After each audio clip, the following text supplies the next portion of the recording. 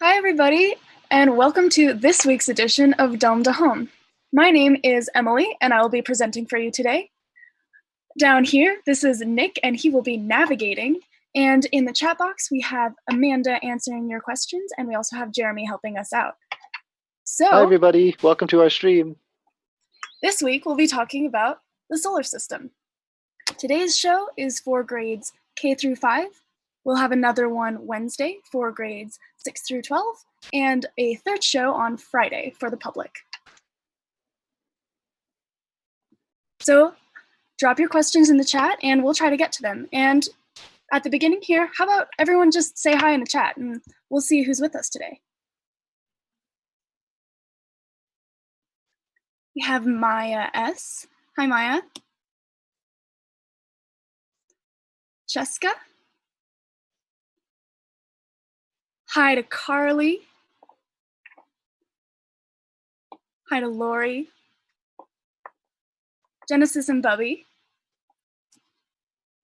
It's super exciting to have you all with us today as we tour our solar system. Lars and Pipsa. Nice. So let's get started.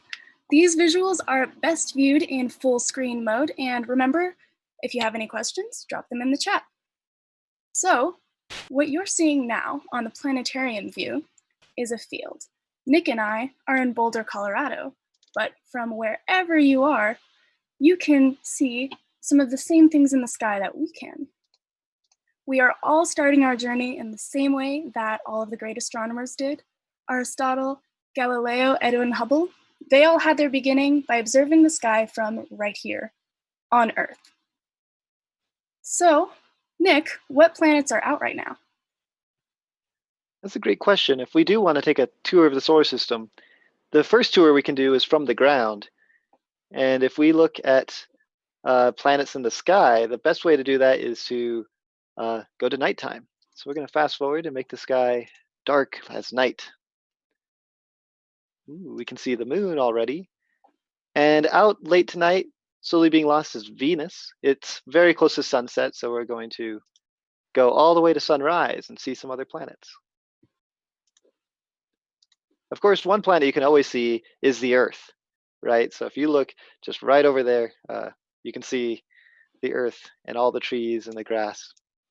That's one planet you can always see. But if we wait just a few hours before sunrise, we can start to see planets like Jupiter, Saturn, the two largest planets in the solar system. Mars, the red planet, is rising too, just before sunrise. It's about 5 a.m. These planets are really far away. That's why they look so tiny, kind of like the stars. But in this planetarium, we can lift off of Earth and take a closer look. Let's do that now. Let's fly far off of Earth and up into outer space. Woo! Earth is pretty unique. It's the only planet that we know of that definitely is able to support life, like us. And we can see it's very colorful. Look at, there's blue and green and white. What do all these things tell us, Nick? Well, the blue, I think, is the water, the vast oceans. Most of the Earth is covered in water. The green is plants. The white, well, there's two different kinds of white. We have white clouds, which is water vapor. And we have white as the ice caps, right? So we can see snow up in the Great White North. Yeah, so we can see these variations in temperature on the Earth. We actually have a question submission from Haley from St. John the Baptist. She asks, how come in winter some places in the southern hemisphere are still really warm? Well, let's talk about the seasons for just a little bit. It is winter in the northern hemisphere while it is summer in the southern hemisphere. And this is due to the Earth being tilted on its axis with respect to the sun. So the Earth is like this and the sun is like this. So when it rotates about the axis, the top part of the Earth, or the northern hemisphere, has more direct sunlight and it gets hotter. And at the same time of the year, the southern hemisphere is has more indirect sunlight and is colder. So the seasons are opposite. Now, on the other side of the sun, 6 months later, it flips. So when it's summer in the northern hemisphere, it's winter in the southern hemisphere. And did I already say that? It works both ways. Thank you, Haley, for your question. And while we're looking at the Earth, if we rotate a little bit, we might start to see something in the sky that has always been there for as long as we've been observing. Earth's constant companion, the moon.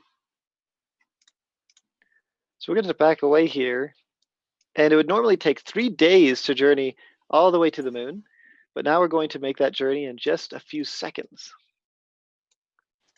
So Wow. there's the orbit, and we're going to fly over to the moon.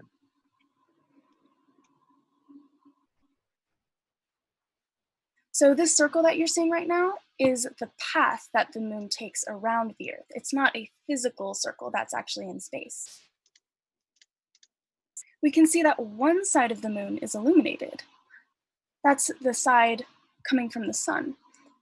The moon doesn't actually emit its own light. It reflects light from the sun. And so there's always one side that is illuminated, but it's not always the same side. There is no dark side of the moon. There's just the far side that we can't see.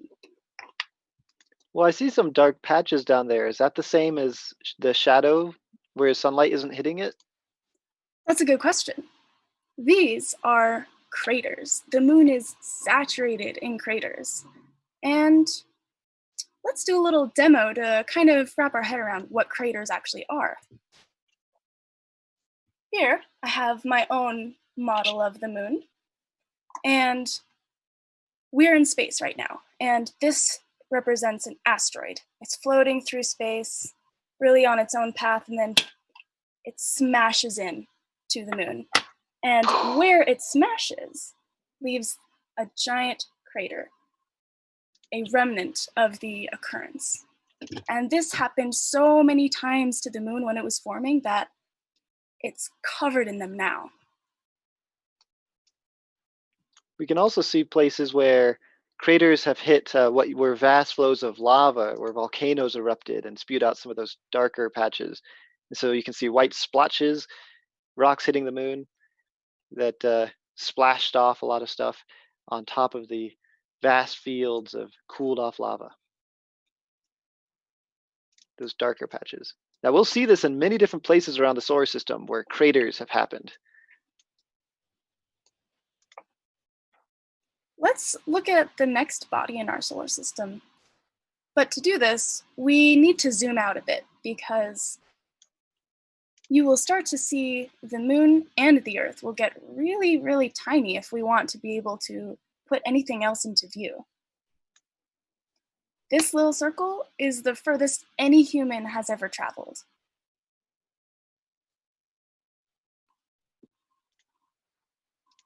All right, we have a question. Does the moon have winter or seasons like the Earth? The moon doesn't actually have an atmosphere, and atmosphere is what helps us keep a temperature. So the moon doesn't necessarily retain heat from the sun, and it doesn't have seasons in the same way that we do here on Earth because of that. It's mainly always cold there.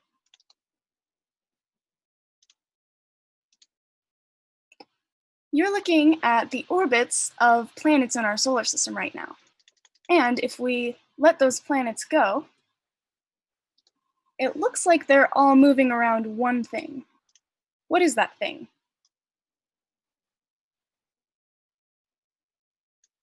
We'll begin to see that it is the nearest star to us. The sun, which is a star, a big ball of gas, provides us energy, it gives us life. It is the biggest thing in the solar system, and you could fit about 10 Jupiters across it. Let's take a look at the scale of the sun compared to the other planets in the solar system.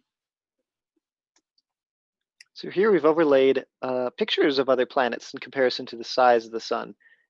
And you might be able to barely make out the inner planets, the rocky ones, Mercury, Venus, Earth, and Mars down there. Very hard to see because they're so tiny compared to the big ones like Jupiter and Saturn, Uranus and Neptune, which are still tiny compared to the whole sun.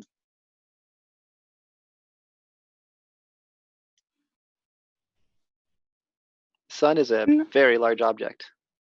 Very large. Let's take a look at the closest planet to the sun. So we're not going to travel very far right now. Ah, I know which one that is. It's also covered in craters.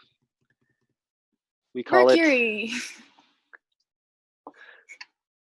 Mercury is only a little bit larger than our moon, and it's also covered in craters.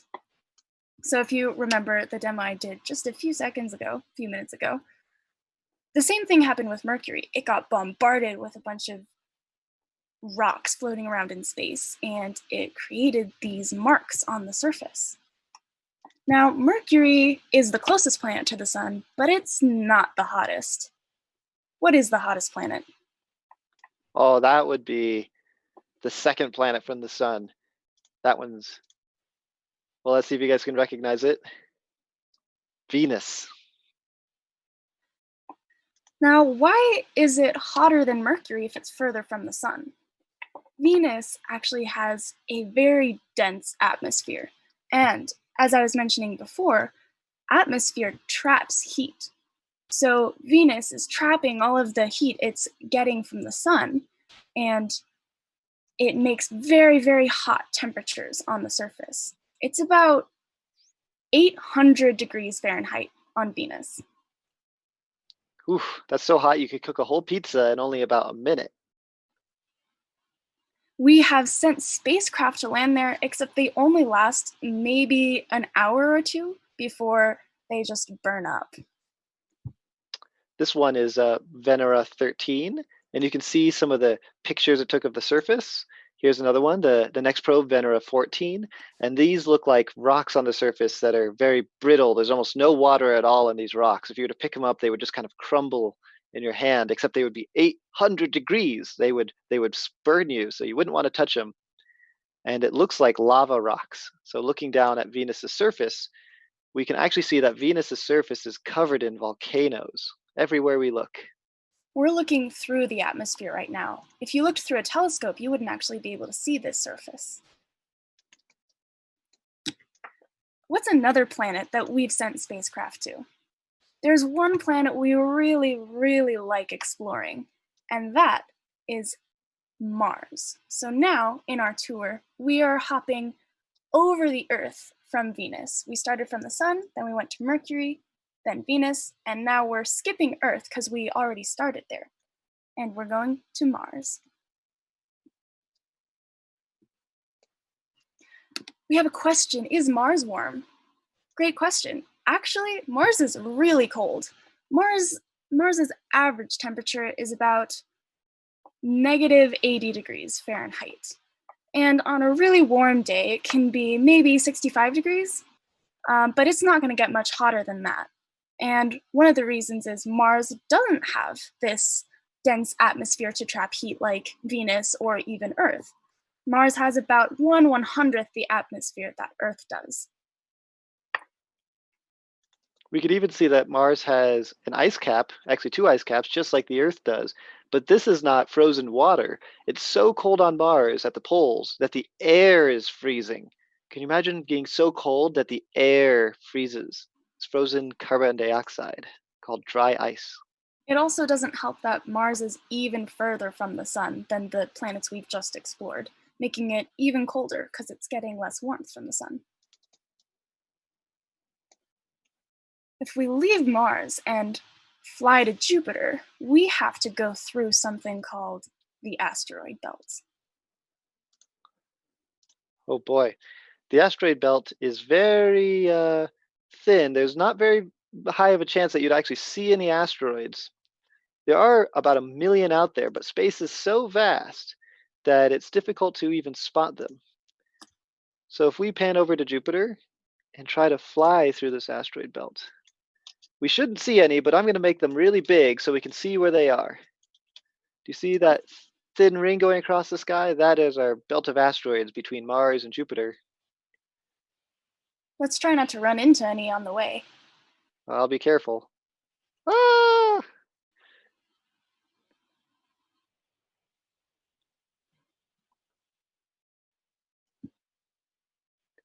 Now keep in mind, these things are actually quite small in reality, and you wouldn't really be able to see them with your naked eye. Now we're about to start seeing the biggest planet in the solar system. Jupiter can fit more than 1,000 Earths inside of it. It's huge. And one of the main features that we see when we observe Jupiter is this great red spot. We've been observing this raging windstorm for a couple hundred years, and it could have been going on for much longer than that before we were observing. This is like a hurricane 3 times the size of Earth. You can see how different bands and belts on Jupiter are moving past each other, creating these vortices, these spirals of gas. What you're looking at is just a huge atmosphere. You're not looking at the ground, you're looking at a lot of air, a lot of clouds, like water clouds are the white ones, and poisonous clouds are the reds and yellows and oranges. So is Jupiter just a big ball of atmosphere? It kind of is. But there might be something at the center that's like a core that maybe is thick and heavy like rock or iron.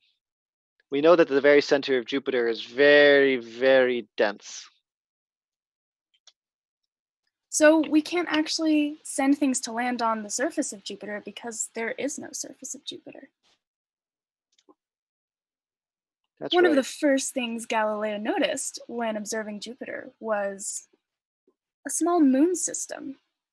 Now I say small, but over the years we've observed more and more moons, totaling to, at this point in time, about 79 moons.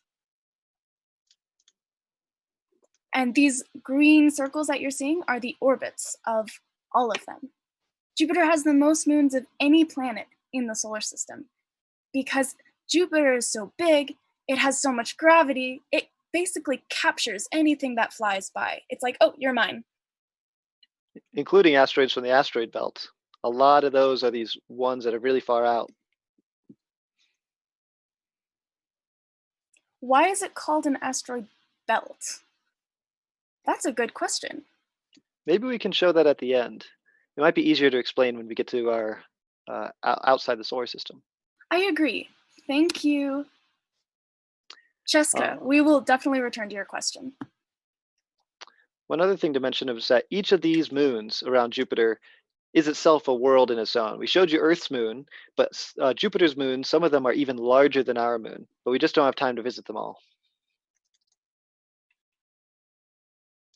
But we do still have time to visit the last 3 planets in our solar system.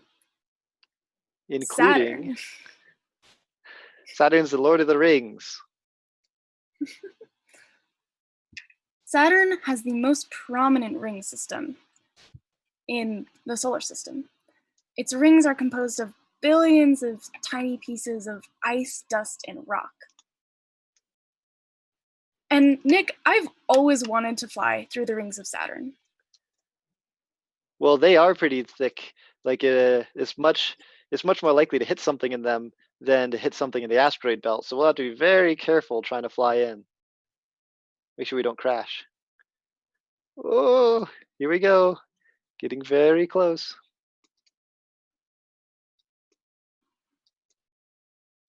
Ooh, ah. And we have a question from Theo is, how was Saturn made?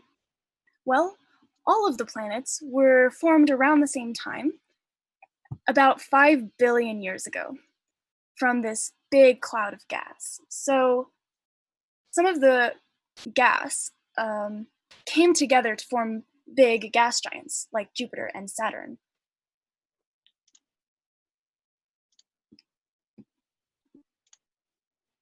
Here, I'll show a picture of a big cloud of gas. Usually astronomers take beautiful pictures of things like the Orion Nebula, and so you can imagine just like a lot of wispy gas in outer space, slowly collapsing, forming a plane, and then planets forming out of that. And we can see this in other places in the universe when we look out. But if we have more time, I might show you more than just this picture. But this is a solar system currently in formation very far away from us. And so you can see rings that are slowly forming planets and a star at the very center that's forming. So this is like a very young solar system in this picture.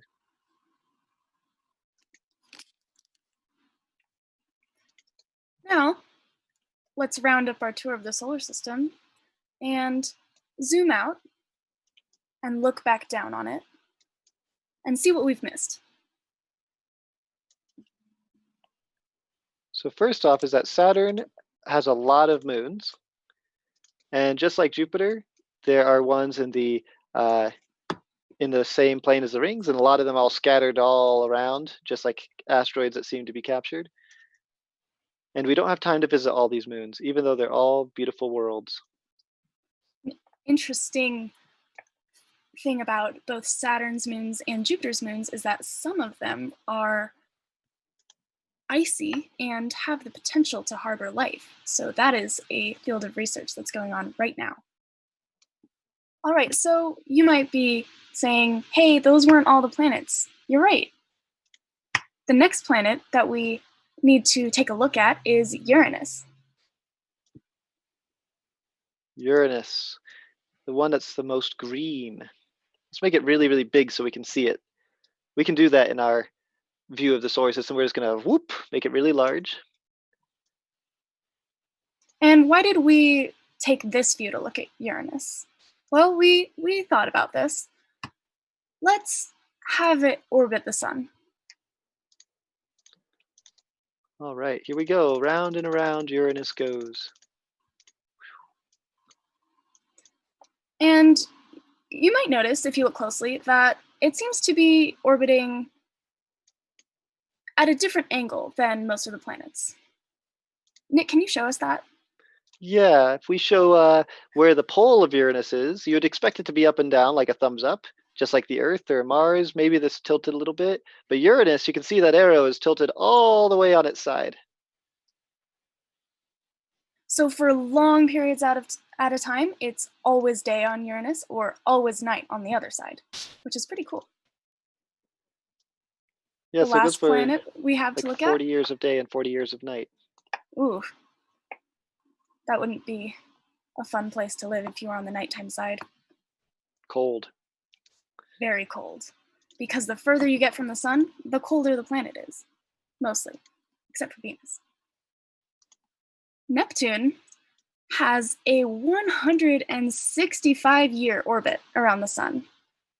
And this is because the further you get from the sun, the longer you take to make your way all the way around.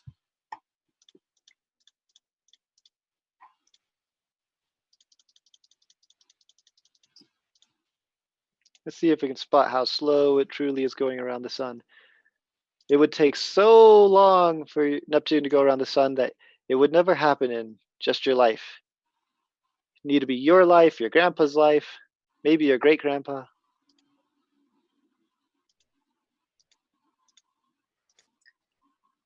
So you might be asking, I thought there was a ninth planet. I've heard there was a ninth planet.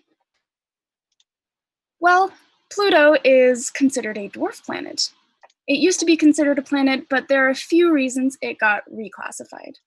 And one of those reasons, if we fly into the disk view of our solar system, becomes apparent. Oh, but let's All get rid of 8 Neptune. planets seem to orbit in a disk like this, whereas Pluto kind of disrupts this pattern by flying in at a weird angle. And Pluto's orbit is so weird that sometimes it's closer to the sun than Neptune. There we go. From this angle, you can especially see how it's slanted relative to the solar system. Okay, so why would we reclassify the planet just just have one other classification with one object in it? Well, there's actually a lot more things outside of the orbit of Neptune that fall into this category. Yeah, let's show that there's about 3,000 different things out here. And we just adopted Pluto into the wrong family. It didn't belong in the planet family. You can see that since there are thousands of other things that are part of its real family, it's part of what we call the Kuiper Belt. It sounds like the word vipers, Kuiper Belt. And so Pluto is just the biggest member of this second asteroid belt, so to speak. Now might be a good time to answer, why do we call these things belts? Why is there a Kuiper Belt? Why is there an asteroid belt? Well, if we look at the solar system again, edge on, instead of from the top down, you can see that they are not, they're kind of flat, a little bit scattered. It kind of looks like it's wearing a belt around the waist. So I'll show you just the asteroid belt again, and we can see that a bit more easily. There we go. So if I zoom in now, you see that big blurry disk? That's the sort of like a big thick belt around the hips of the solar system, around the waist. And we do have a question. How many dwarf planets are there in space, from Gabriella? And that's a great question. I should definitely clarify. There are 5 dwarf planets. However, there are hundreds of actual Kuiper Belt objects. Kuiper Belt is what Nick was showing us just a second ago with all of those erratic orbits. Thank you. Yeah, the And asteroid belt, we found about 1,000,000 things, but so far we've only found about 4,000, 3,000 things in the Kuiper belt. There are probably millions, but we haven't found as many as the real asteroid belt yet. So we're just starting. And we've reached the end of our general tour, so let's open up the floor for questions from everyone. Be sure to type your question in the chat, and we will see if we can answer it.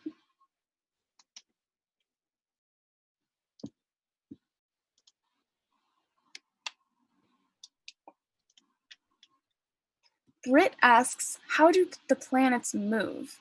That's a great question. There are some patterns in the solar system that are pretty consistent. And let's take a top view of our solar system. Just so you all know, I've made it so you can chat in the chat only once every 5 seconds now. So 5 times faster. And let's let the planets orbit the sun.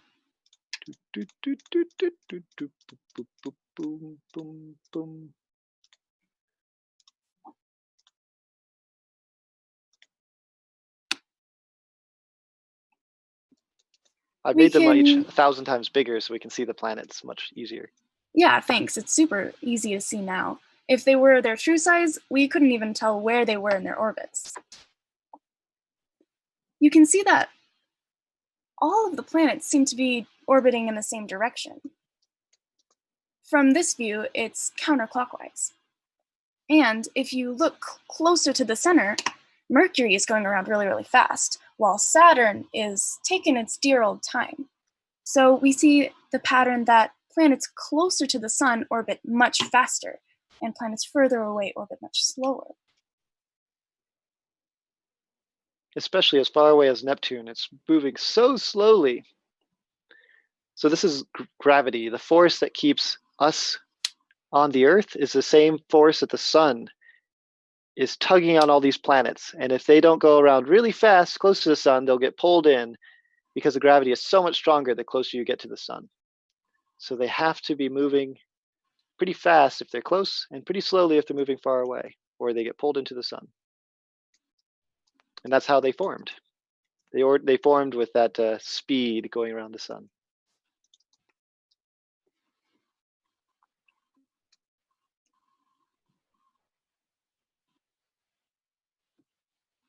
Does anyone have any more questions about our solar system?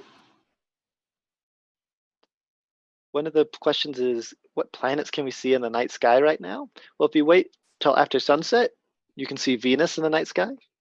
And if you wait till before sunrise, about 5 a.m., you could see Jupiter, Saturn, and Mars. Uranus and Neptune are too dim to really see with your naked eye. You would need a pair of binoculars to see Uranus or Neptune very well. Can you see any other things in the sky, Nick? I think you can see a number of stars, and during the summertime, you can especially see the Milky Way galaxy. Depending where you are on Earth right now, you might be able to see thousands of stars, or you might be able to see only a few hundred. It depends on whether you live in a city or in a place shielded from city lights, like the desert or the mountains. Why is that? The city has all of these streetlights and car lights and buildings that shine light into the night sky, and the atmosphere scatters it, and it kind of blinds us to the rest of the sky. So if you want to get a really, really good view of the stars, find a place where there aren't any humans. Go out, go camping, and you'll be amazed by what you see. I'm going to try to bring us tonight to really show you where Venus is.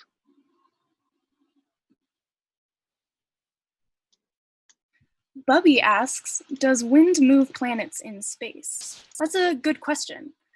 So there actually isn't wind in space. Wind is a result of an atmosphere, and atmospheres are present on bodies of planets.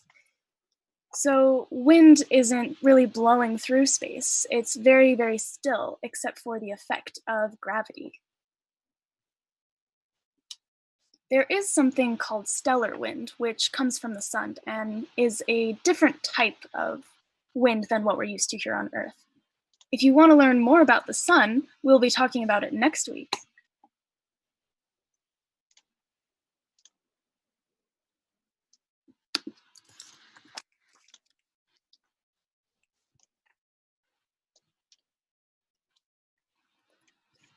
Gabriella asks, why is Pluto so small? Pluto wasn't able to accrete, and accrete means to gather. It wasn't able to gather as much material as other planets were. It didn't really have as much gravity, so it was very, very tiny, and it stayed that way.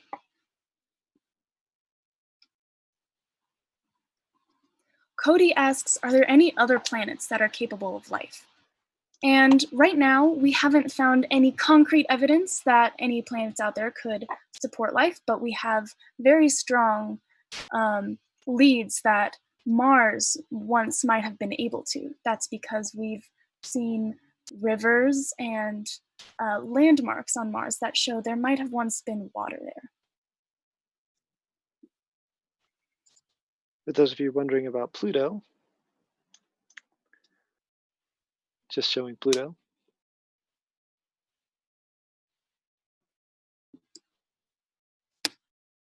We don't have very good pictures of most of Pluto, except for this side, but it is very small. It's smaller than the moon. So if you ever thought that Pluto should be a planet again, maybe ask yourself, well, should something smaller than the moon be a planet?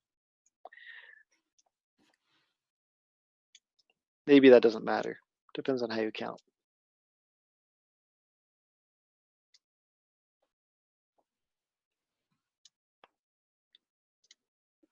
Genesis asks, does Earth's pollution affect space or our solar system? And this, it doesn't really. The pollution on Earth is only affecting Earth. It affects our ecosystem and our atmosphere, but it really is all kind of confined to Earth. It doesn't have kind of a domino effect on anything else around us. One way that Earth pollutes is that we do launch a lot of satellites into outer space, and sometimes we leave the rockets behind floating around the planet. And the satellites going around the planet are building up and building up. So we need to make sure to take care of outer space, just like we're taking care of our home planet. All right, so that's about all of the time we have. Make sure everyone to tune in next week, and we'll be talking about the sun and the stars. We're going to learn how the sun works and how the stars form. And if you liked this video, make sure to like it and share it. Teachers, it'd be amazing if you could share it with other teachers so that everyone can participate in this educational experience. Thanks to Nick, my navigator, and Amanda, my question master, for helping me out today. We'll see you next time. All right, thank you guys. Bye bye.